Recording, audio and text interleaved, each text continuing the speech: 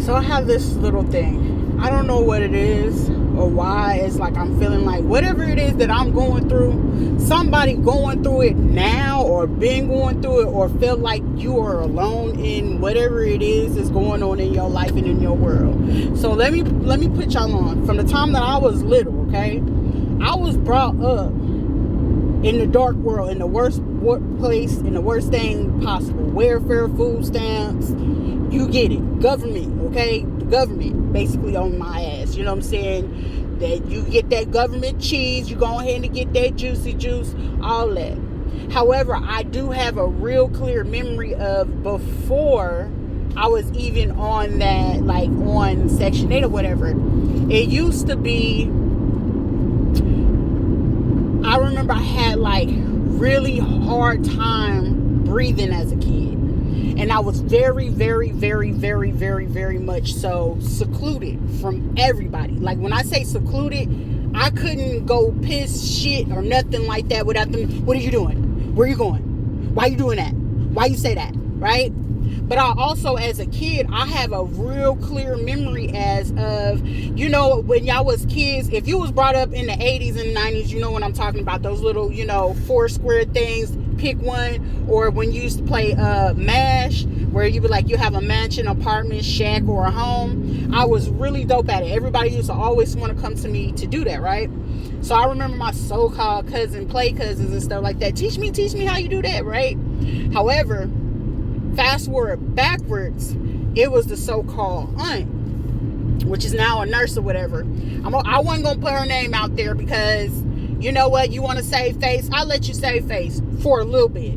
But you start back messing with me, baby, I'm putting everybody's first, middle, last name, birth dates, the year you was born, your kids' names, like everybody's safety fit to be in jeopardy. The only difference between me and a lot of them, they knew for a fact since I was a little girl, from the time I was like 5 or 6, they knew that they couldn't outmatch me when it came to fighting. Like if you make me mad, you already know, just give it up, chop it up. There ain't no trying to compromise, let's be calm, none of that, right? So I remember this day, like my hair, I had so much hair. Like when I say so much hair, like the afros that you can see where they can cover your entire face, that was my hair. But I remember, like if you're into quote unquote the craft will require that if you are a woman, and especially if you are of African descent, and if you're practicing, a lot of people don't understand the craft, or aka Santeria.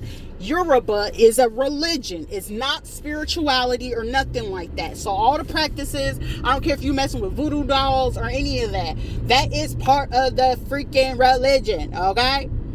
So she used to have it like in her house. Like she will go to the islands, like people that were like Trinidadian, Jamaican. They were always around us as kids. Jamaicans, Cubans, Puerto Ricans. I literally grew up with that, right? But mind you, it was a lady, Miss Deb. She was so nice to me, so loving to me. When I say my hair was combed, nicest clothes, whatever the case may be. At some point, I don't know where this woman went or how she disappeared. None of that, right? Then it was this place called John and Cook's Barbecue. Mind you, I grew up amongst pimps and hoes, okay? This lady, Miss Doris, I don't know how she passed on, but her death was always a mystery to me as well. Deb was as well. So as we was going, I used to see men, like I'm talking about on the 1st and 15th, every time the military got paid, especially in Fort Sill, back in the days, back in the 90s. I don't care if you was in Florida, I don't care if you was in Texas, I don't care if you was in New York. If you still live in upstate, New York is the only state that I've ever known that. So, yeah, I had to tell you, I'm on the move, you know what I'm saying? So, back in those days, New York is the only state that I know of to this day that you can be still on Section 8 for all these motherfucking years. But anyway, if you still on Section 8, welfare, whatever the case may be, I'm sorry, not sorry. started to toot y'all little bitty horns or whatever the case may be. Now the kids that they parents actually stayed together, like if you came into a 2-parent home back in the ghettos and stuff like that, like those were the parents that actually went through their shit, but they resolved that shit as kids. Like they had a clear understanding on how to, like, for real resolve it. However, if you back on it, if you own Section 8 restrict all that stuff still to this day, and you about in your between 25 and 45, 10 times out of 10 your mama was selling coochie, okay? It ain't no mixing it, it ain't no matching it, no nothing. And if she got connections, especially with government officials and stuff like that, you need to know and understand that they used to blackmail these people back in the day just so they could get their way, especially when it came to money. Now,